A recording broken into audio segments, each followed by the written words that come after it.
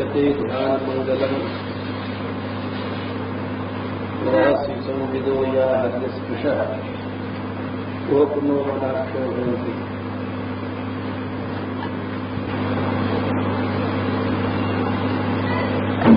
दसवां गीत चल रहा है।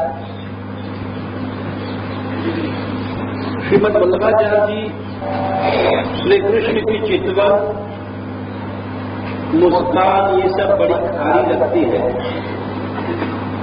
3 दशाओं में ये प्रसंग चल रहा है। विरह में वो सब चितवन याद आती है, मुस्कान तो सूर की तरह कष्ट होता है।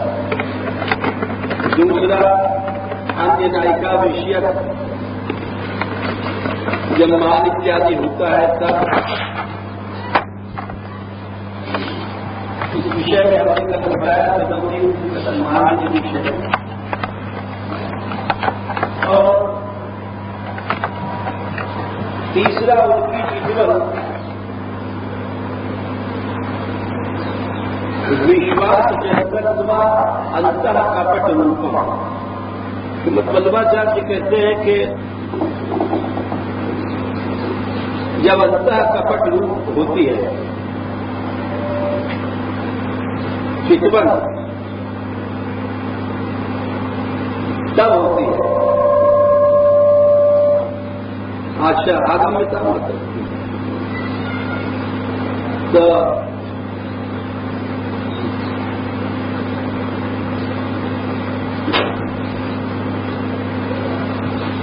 ये अंतः कपट रूप चितवन क्या है, तो इसकी व्याख्या चल रही है। अंतः कपट रूप, इसको आगे वल्लभाचार्य स्वयं बोलते हैं। ये कहते हैं कि मानस उत्तोलकम आशाजनकम आशायच श्रमा।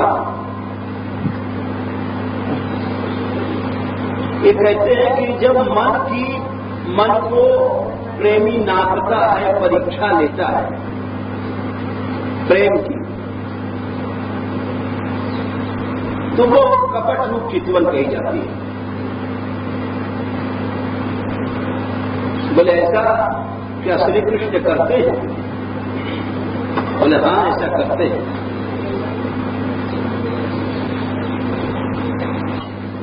पहली स्थिति का उदाहरण दे चुके हैं। विरह में भी उनका स्मरण कष्ट देता है, मान भी देता है। दूसरी स्थिति कई दिन तक कर चुके हैं। तीसरी की बात चल रही है जब श्री कृष्ण की चितवन कपट रूप होती है।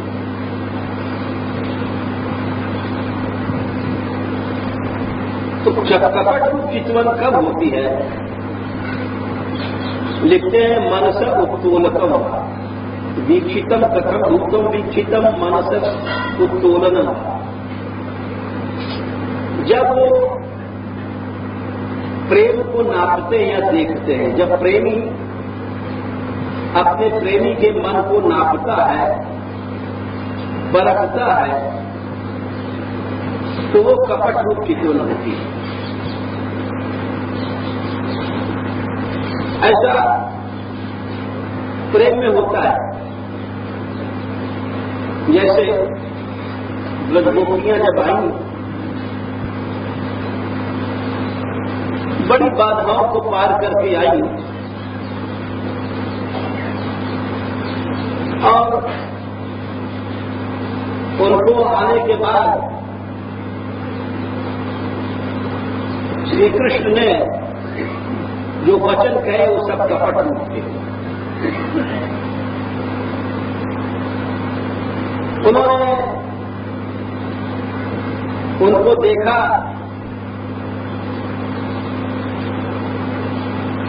और ता दृष्टवान से गमाया था भगवान ब्रजयोषिता अवरत बदनाम श्रेष्ठो वाचा पेशैर विमोहया। ये कपट रूप आ गया। सुंदर शब्दों से विमोहित करते हुए गोपियों को बोले। अब विमोहन गोपियों को मोहित करते हुए बोले, क्या बोले? हे गोपियों, तुम कैसे आ गई यहां?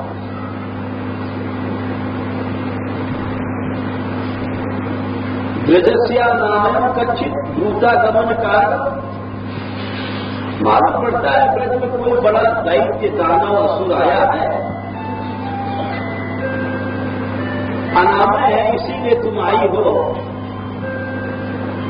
द्रुत आगमन कारण और अपने आने के कारण बताओ। ये सब विमोहित करने वाली कपट वाली है। चितवन भी कपट वाली है, मुस्कान भी कपट वाली है। तो श्रीमद् वल्लभाचार्य जी कहते हैं ऐसी स्थिति में स्वाभाविक है कि उनकी चितवन, उनकी मुस्कान कष्ट देती है। और विपरीत बोलने लग गए। रजकेशा घोर रूपा घोर सत्व निक्षेपिता और प्रतियात व्रजम नेह स्थेयम स्त्री भी सुमध्यमा। सारी बाणी कपट रूप है, इसके दो दो अर्थ निकाले आचार्यों ने। बोले प्रतियात व्रजम नेह स्थेयम स्त्री भी सुमध्यमा, इसके दोनों तरफ अर्थ निकलते हैं, प्रतियात व्रजम या प्रतियात व्रजम न। इह स्थेयम, यहां रुको, न रुको, दोनों अर्थ निकलता है। ये सब कपट है।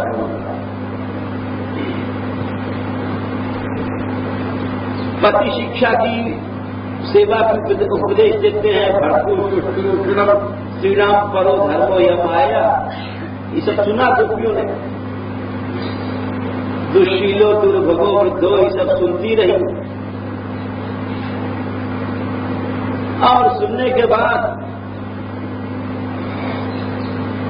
समझ गई कि सारी बात इनकी कपट भरी। इति विप्रिय आकरण गोप्यो गोविंद भाषित विषणा भद्र संकल्पा चिंता मापुर दुरत्ययाम पृष्ठम प्रियतरमिव प्रतिभाषमाण कृष्णम तदर्थ विनिवर्तित सर्वकामा। और उन्होंने आंसू पोछे, बहुत देर तक तो चुप रही। कृत्वा मुखान्य शुचा श्वसने शुष्यन बिंबाधरान चरणे न भुवन लिखंत्या अश्रय उपात्तमशभी कुछ कुमकुमारी कस्तूर वर्जव्य पूर्व दुख भरास्मतूषिम। बोले कब तक रोएंगी, अब इनका सामना करना है, इनके कपट का सामना करना है। क्योंकि प्रियतरमिव बोल रहे हैं, प्रियतर नहीं बोल रहे हैं, प्रियतरम इव बोल रहे हैं, जानबूझ के कपट उल्टा बोल रहे हैं। इव लगा दिया वहां कि जो ऐसी वाणी बोल रहे हैं। तो उन्होंने क्या किया कि ठीक है, आंसू पूछे, नेत्रे प्रवृज्य रूपितो बहते स्म किंचित संदप्त गदगद गिरो प्रभुता विमुता अनुरक्ता। संदम कुछ आवेश क्रोध खी जाया और गदगद वाणी से बोलने लग गई। तुम क्या समझते हो जी, कठोर वाणी तुम बोलने की योग्य नहीं हो। गदितुम नृशंसम मैवम भगवान विभोर, अरे विभो तुम समर्थ हो, चाहे जो कहो। मैवम विभोर आती भगवान गदितुम नृशंसम, ऐसी कठोर वाणी बोलते हो। हम लोग सब कुछ छोड़ दिया, हमारा प्रेम शुद्ध है। संत्यज्य सर्व विषय अपने प्रेम का परिचय। कल ये बता रहे थे कि यहां ब्रज लीला में राग द्वेष नहीं है। जो राग द्वेष से मान होता है उसको शास्त्रों में कलह मान कहा है। यहां कलह मान नहीं, मान के अनेक भेद होते हैं।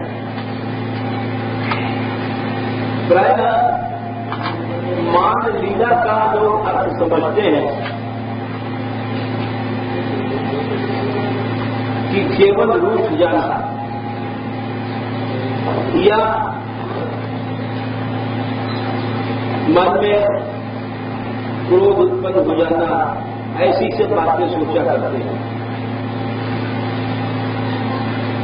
लेकिन इसको मान लीला नहीं कहते। मान को समझना बहुत कठिन है और मान का जहां निषेध किया गया है रस के ग्रंथों में, वहां कलह मान का निषेध किया गया है और मान का निषेध करने वालों ने मान गाया भी है। ये बड़ी विपरीत बात है। जैसे राधा वल्लभ संप्रदाय में ध्रुवदास जी भी निषेध करते हैं, किंतु चतुरासी में 11 पद मानते ही हैं 84 में से। महावाणी में भी मान का निषेध करते हैं, मान विरह को जहन देश। ऐसा और रसिक राय का कौन है कि तुम मान गाते हैं मूल मनाए दैरी सहेली आदि में। मान को मना भी करते हैं और मान गाते भी हैं। ये बड़ी विचित्र बात है, तो इसको समझना चाहिए। ये एक ऐसा पेचीदा सवाल है, ऐसा विचित्र प्रश्न है कि जिसका सभी लोग हल नहीं जान पाते हैं। एक न्याय होता है, कोई कहे कि उसको शास्त्र में वदतो व्याघात कहते हैं। न्याय शास्त्र में वदतो व्याघात माने अपनी बात अपने से ही कट जाए। जैसे कोई कहे कि मेरी मां बांझ है, तो ये बात वदतो व्याघात है। बांझ में तेरी मां तो तू पैदा कहां से होगा। वैसे ही बहुत से रसग्रंथ मान को मना करते हैं। वृंदावन के जितने रसिक हैं और फिर वो मान गाते हैं, तो क्या वदतो व्याघात दोष है? बोले नहीं, जिस मान को मना किया गया वो था कला। जो मान गाया गया वो था प्रणय मान। जैसे एक मान स्थिति होती है प्रेम की। प्रेम, स्नेह, फिर राग, अनुराग, मान, प्रणय, भाव, महाभाव, मोदन, मादन, मोहन, ये सब स्थितियां होती हैं। तो मान भी एक स्थिति होती है प्रेम की। और कलह मान जो राग द्वेष से प्रेरित होता है, उसका यहां निषेध किया गया। किंतु जो मान एक लीला है, प्रेम की प्रणय लीला है, वो तो रहेगी। जब राधिका रानी देखती है कि श्री कृष्ण हमारे चरण छूना चाहते हैं, तो मान करने की उनकी इच्छा पूर्ति के लिए इसको प्रणय मान कहा जाता है। जब श्री राधिका रानी देखती हैं कि श्री कृष्ण अन्य गोपियों के पास गए, तो उस समय मान क्यों करती हैं। इसलिए कई जगह ललिता जी से कहा जिन्होंने कि ललिता, ये नाग बड़ा दयालु है, ये कृष्ण को संपूर्ण प्रेम की प्राप्ति तो यही होती है, किंतु ये दूसरी जगह जाते हैं दया करने, इनको वहां वैसा रस सुख मिलता भी नहीं। इसलिए कृष्ण सुख के लिए मान करती है। और एक जगह शास्त्र में कहा भी गया, मानस चित्त समुन्नति, चित्त की समुन्नति ही मान है। चित्त की समुन्नति क्या है? बोले जब नायिका अपने प्रेम आदि के कारण अपना चित्त उन्नत पाती है तो मान करती है। एक प्रेम का स्वभाव, इसी को गोस्वामी जी ने कहा था उज्ज्वल नीलमणि, अहेरी गति प्रेम स्वभाव कुटिला भवे। प्रेम की गति कुटिल है। देखिए आप सर्प को आप देखते हैं, वो सीधी जगह भी ऐसे से चलता है, टेढ़ा टेढ़ा। सर्प कभी भी लकीर की तरह सीधा बाण की तरह नहीं जाएगा, ऐसे ऐसे चलता है। बोले क्यों चलता है? उसका स्वभाव है। इसी तरह से प्रेम भी है, प्रेम का स्वभाव है, उसमें सरलता और वक्रता सभी आती है। इसलिए मान को समझना बहुत कठिन है। और मान ऐसा पेचीदा सवाल है कि जिसको बड़े बड़े समझ नहीं पाते हैं, क्योंकि मान को निषेध भी किया जाता है, मान को गाया भी जाता है। ये सब बड़ी गुत्थियां हैं। जिस मान में स्वार्थ है उस मान को मना किया जाता है। जिस मान में शुद्ध प्रेम है, अपने प्रेमास्पद का सुख है, उस मान को गाया गया। जब श्री कृष्ण एक रस है मनाना, किसी को मनाना एक रस होता है। और एक बहुत बड़ी कला भी है, 64 कलाओं में मान भी एक कला है। देखा जाए तो ये सबसे कठिन कला है। जिसको मान बनाना नहीं आया तो वो प्रेम नहीं कर सकता। पहली बात, वो प्रेम जान भी नहीं सकता। प्रेम में ऐंठ नहीं होती, अकड़पंथी नहीं होती प्रेम में। और जिसको मनाना नहीं आया वो भक्ति भी नहीं पा सकता। ये भी बात आप कहोगे क्यों? अब इसका प्रमाण देखो आप। श्रीमद् भागवत में भगवान कहते हैं,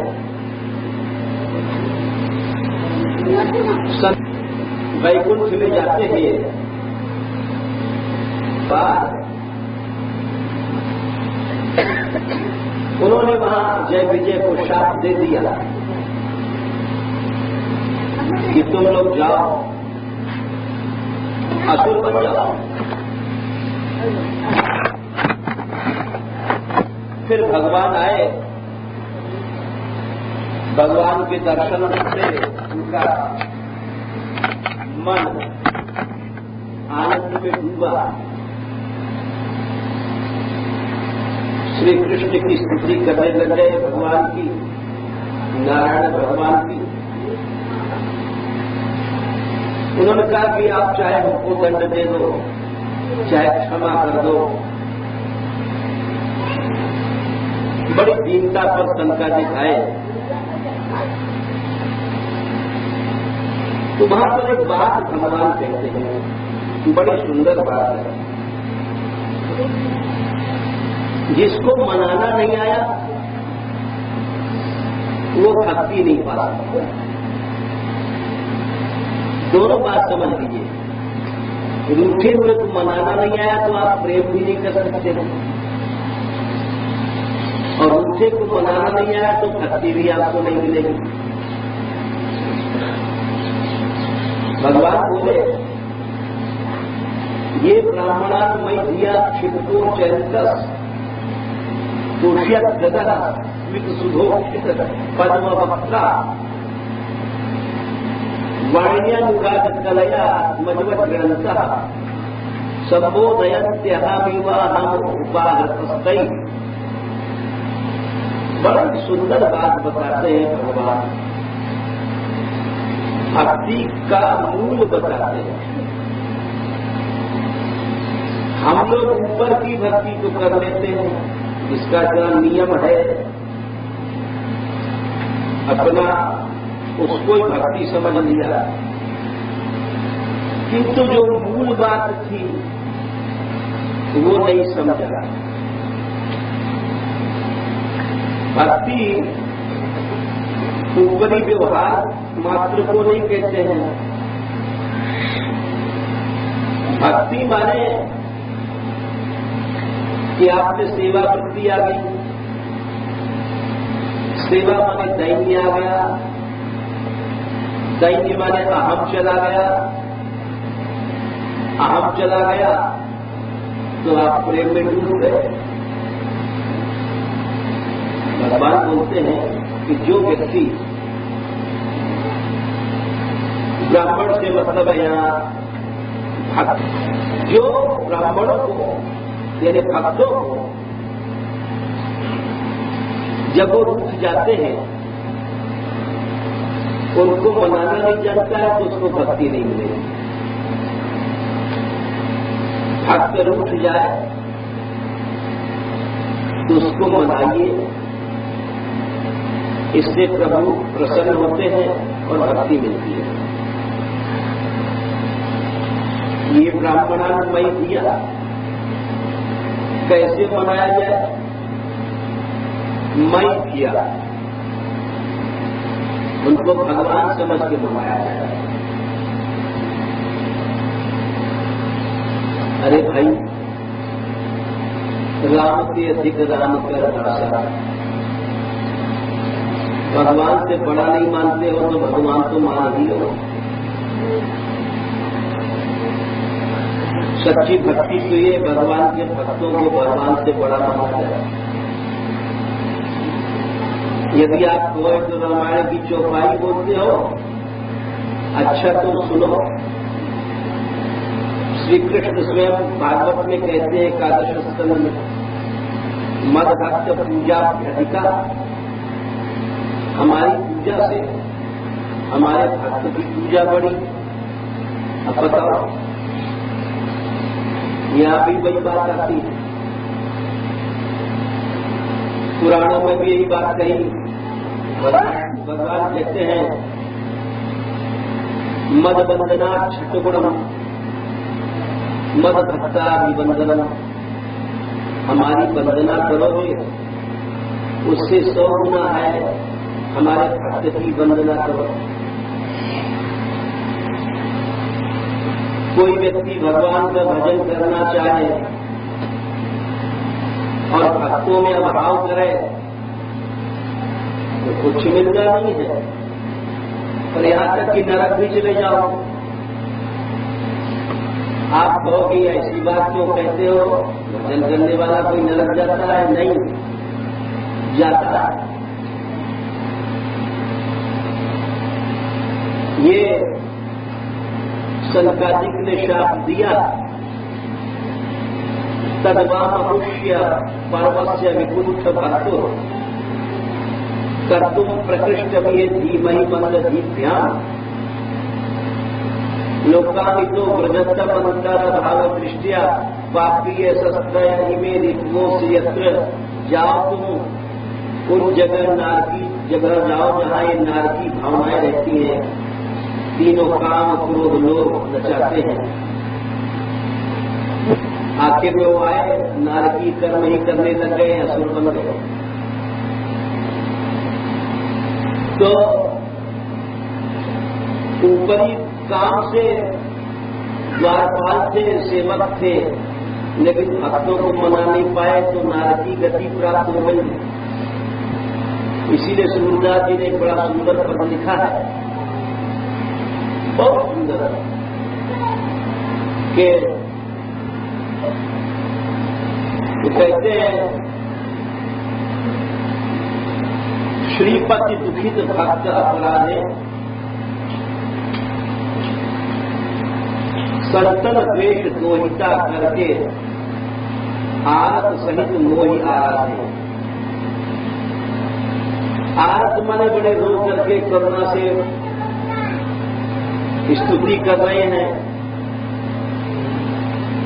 देखने वाले कहते हैं बड़े भक्त हैं, आंसू बहाते हैं, लेकिन सूरदास जी कहते हैं इन आंसुओं का कोई महत्व नहीं है, क्योंकि संतन द्वेष दोहिता करते हो, भक्तों में तो तुम अभाव करते हो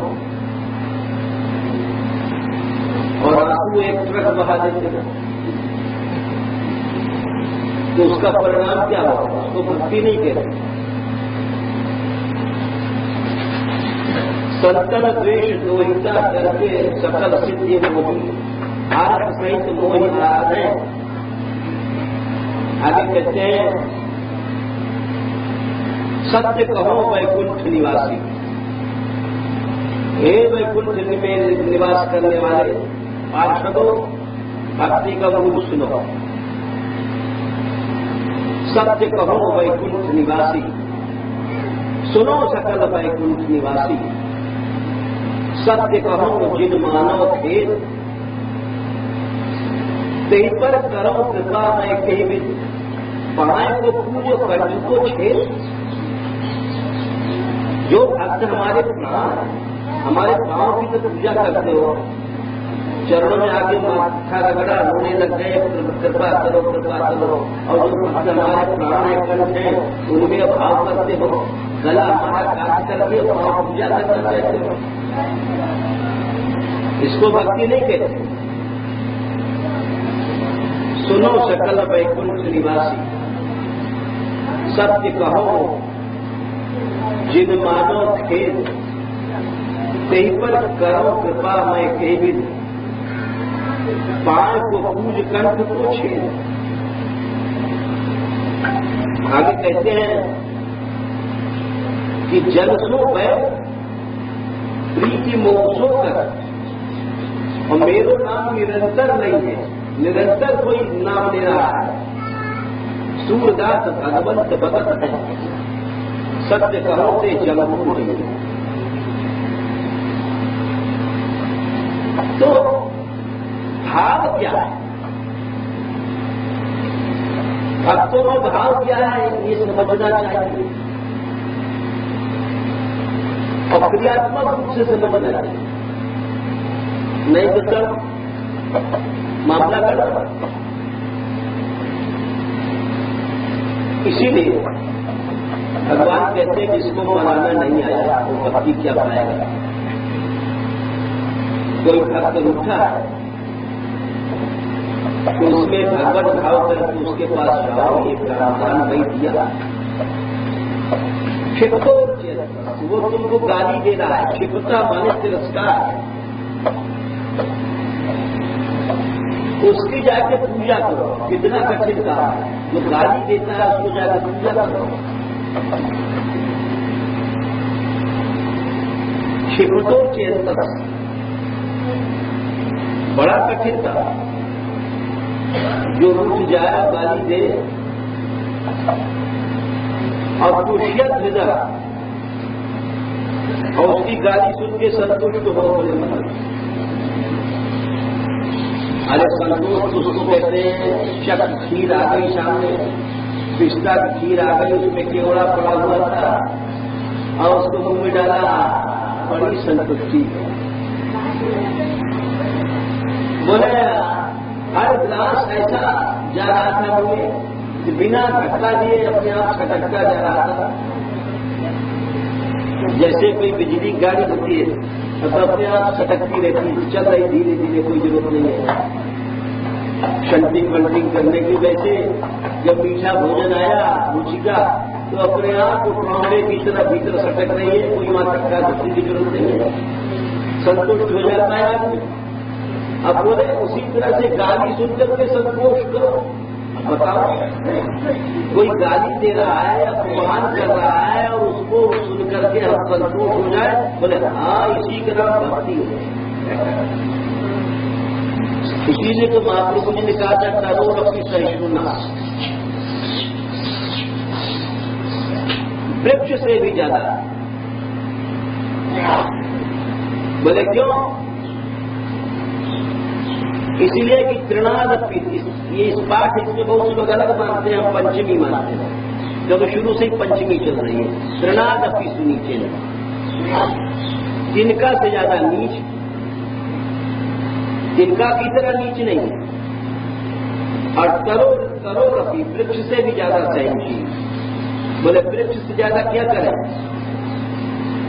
बोले वृक्ष से ज्यादा ऐसा करो, वृक्ष तो पत्थर मारने वाले को फल देता है। बोले तुम, बोले उससे भी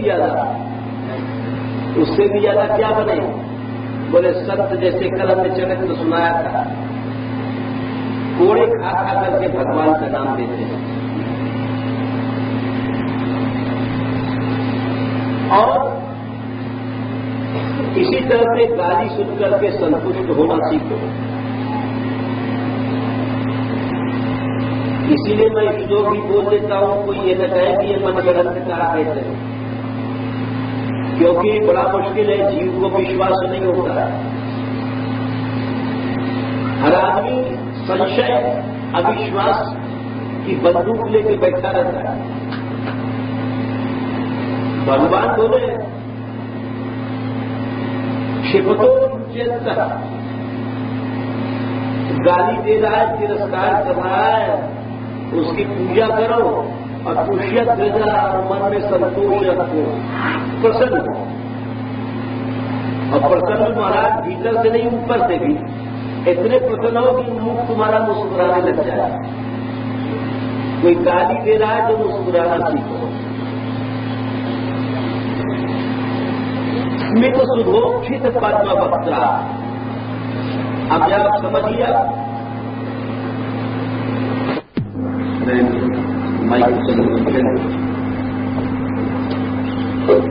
अच्छा भगवान राम सब जानते हैं, वे स्वयं गए वहां पर और जाकर के वहां उन्होंने कहा ब्राह्मणों से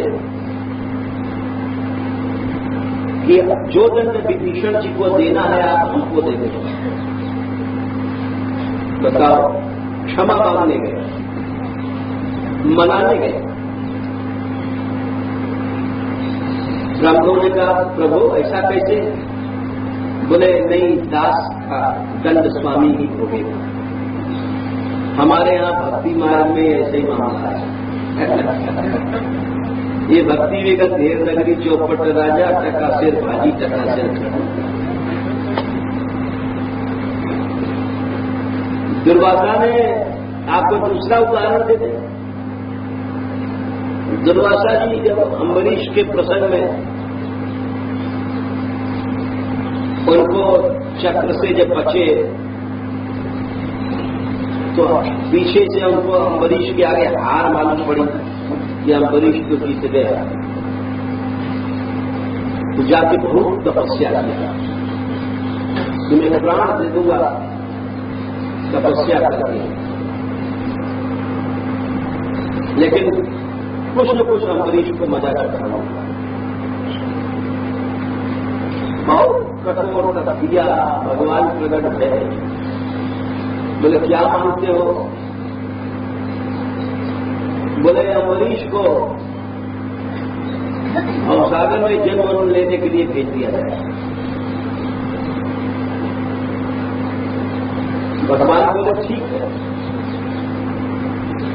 ये दंड मैं स्वीकार करता। बोले क्यों? बोले हमारे यहां यही है, अंधेर नगरी चौपट लगा। बोले दास का दंड स्वामी भोगता। तुमने कहा बार बार जन्म ले, तो मैं 10 बार जन्म लूंगा, दशावतार उसको होगा। एक प्रसंग में कवितावली में गोस्वामी जी ने भी एक जगह लिखा है, और भी कई जगह है।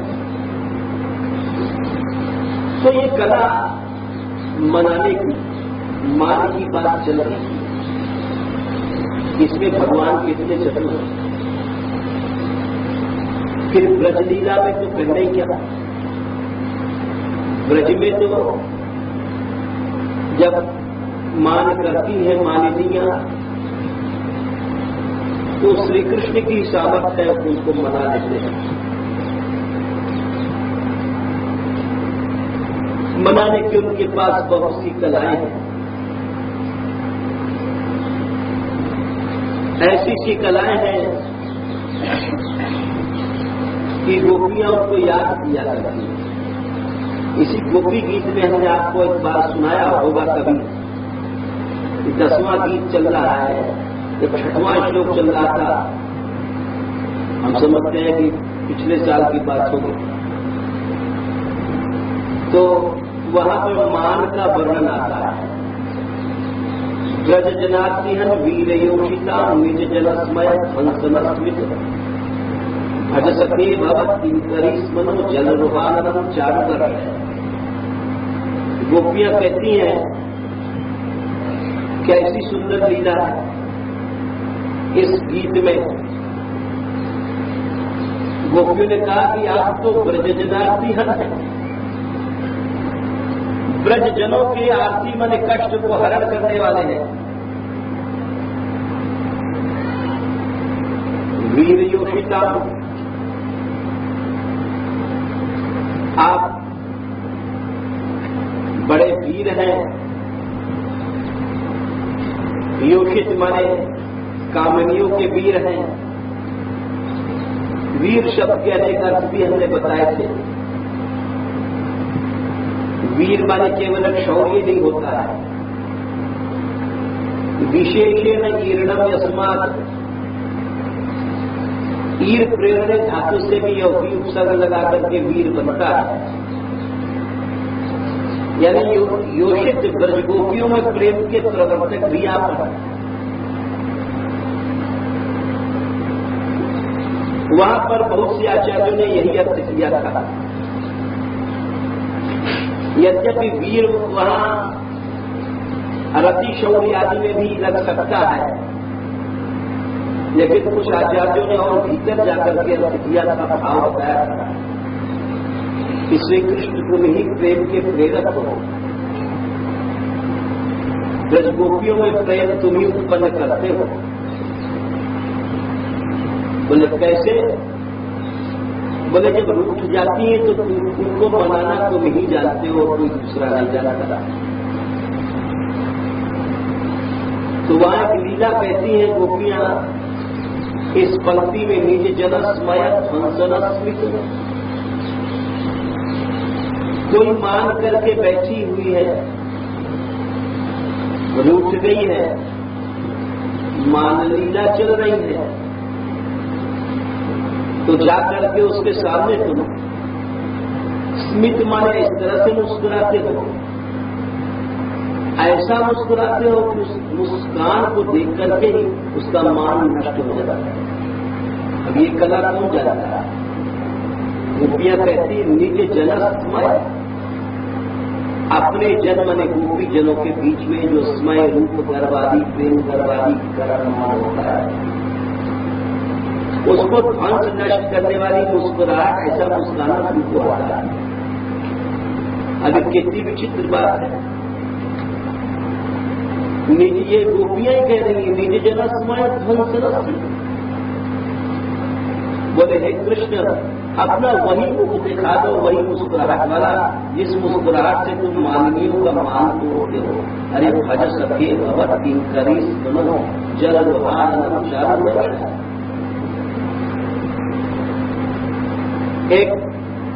एक पद है मान का, बड़ा विचित्र है, बड़ा लंबा है। हम आपको उसका भाव ही सुना रहे हैं क्योंकि समय हो रहा है। उसमें माननी ने मान किया, मान बड़ा कठोर था। ये गए मनाने श्री कृष्ण। जब कठोर मान होता है तो वहां पर अप्रेक्षे कृत निश्चय सूचनम वीक्षे तद्रिकोण। तो अप्रेक्षे मैंने नहीं देखूंगी कृष्ण को, जिधर जाते हैं कृष्ण उधर पीठ करके बैठ जाते हैं, ऐसा माना। अब मनाने वाला तो सामने से जाएगा, मनाएगा ना। अब सामने इधर आया तो इधर पीठ कर दिया, उधर आए तो उधर पीठ कर दिया, तो ये तो बड़ा कठोर माना। अप्रेक्षे कृतनिश्चया सूचना वीक्षे तद्रिकोण। तो ऐसे ही मतलब लंबा श्लोक है। मौने दारुज्यनुपाश्रिता पे निगदे कामेव। मौन ले रखा है दृढ़ता के साथ। तो वैसे मान किया था किसी ने कठोर। तो अब देखो, जब सामने गए तो चरण छूने नहीं थे,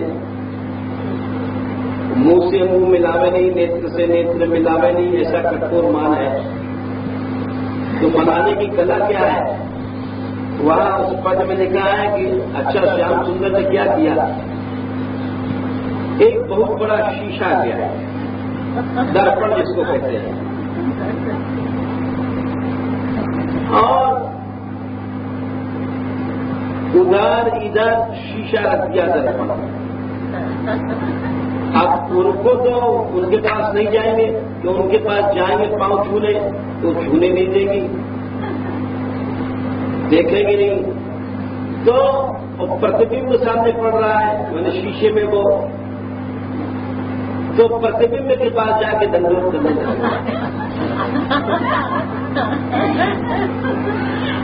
अब प्रतिबिंब तो कुछ बोलेगा नहीं, मनाया हुआ तो प्रतिबिंब है, उसकी स्तुति कर रहे हैं, प्रतिबिंब की उसको दंडवत कर रहे हैं।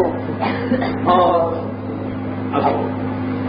अब ऐसा कौशल किसको आता है? ऐसा मनाने में कौन निपुण है? केवल मान बिहारी लाल ही है।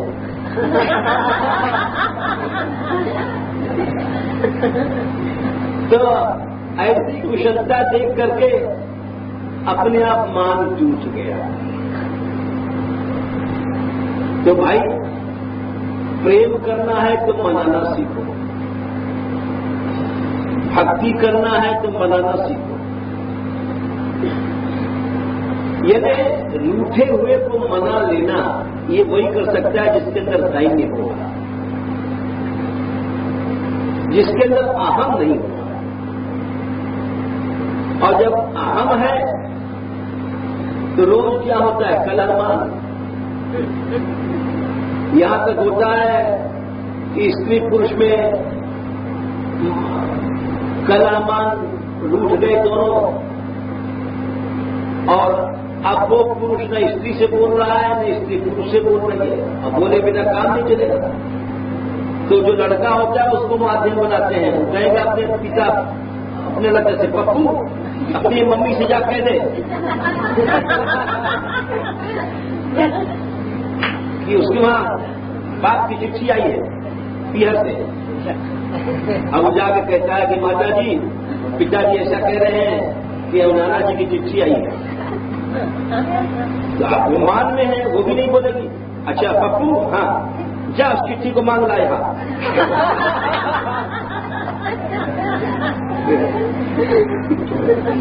तो पप्पू दौड़ के जाता है पिताजी से, पिताजी हाँ क्या क्या बोला, तेरी मम्मी क्या बोलती है?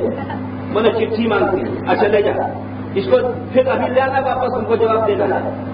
वो चिट्ठी ले जाके देता है, बोले मम्मी मम्मी, बोले क्या है चिट्ठी है, लेकिन पढ़ के दे दीजिए, उनको जवाब देना है। बोले अच्छा दे दूंगी, पढ़ करके ले जा दे चिट्ठी, लेकिन न बोलती न चलती है, मान भी चल रहा है। तो अब इसको कलह मान कहते हैं, दोनों ही मूर्ख। प्रेम करना ही नहीं आता, न झुकना उन्होंने सीखा, न झुकना उन्होंने सीखा। अरे जब तुमको प्रेम ही नहीं करना आता है तो ब्याह काय को किया?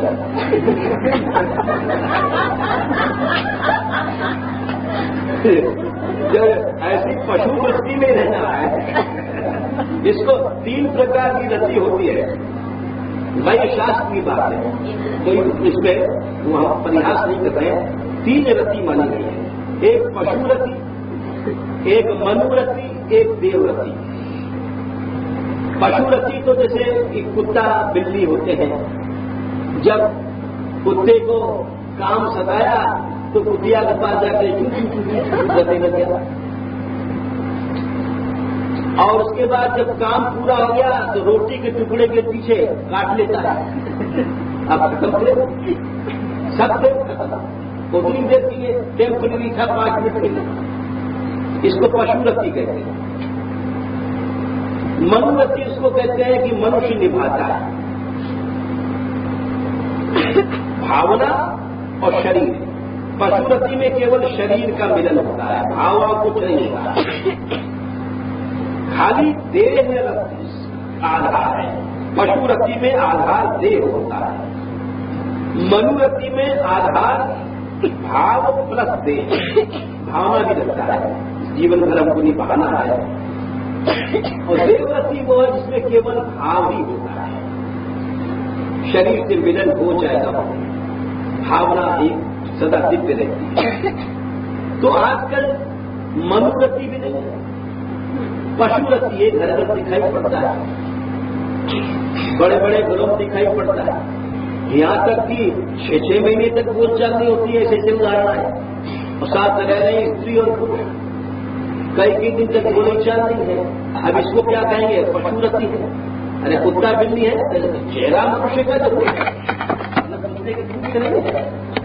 लेकिन वो सारी वृत्ति वही है कि वो ऐठ भी वही है, और न तो कोई प्रेम नाम की चीजें नहीं। इसीलिए हमने आपको बताया कि मनाना जिसको नहीं आता वो न तो प्रेम कर सकता, न वो भक्ति पा सकता। हमने आपको भागवत का प्रमाण दिया कि भक्त रूठ जाए उसको मनाना चाहिए, उसके पास 100 बार जाओ भक्त के पास और उसको मनाओ। यही बात भगवान करते हैं और करके दिखाते हैं। इसीलिए मान लीला बड़ी सुंदर है। ये कल से प्रकरण चल रहा है, जो वल्लभाचार्य ने बताया था कि तुम्हारी चितवन 3 स्थिति में दुख देती है, एक विरह में, एक जब तुम अन्यत्र देखते हो। अब ये प्रसंग चलेगा। झूलते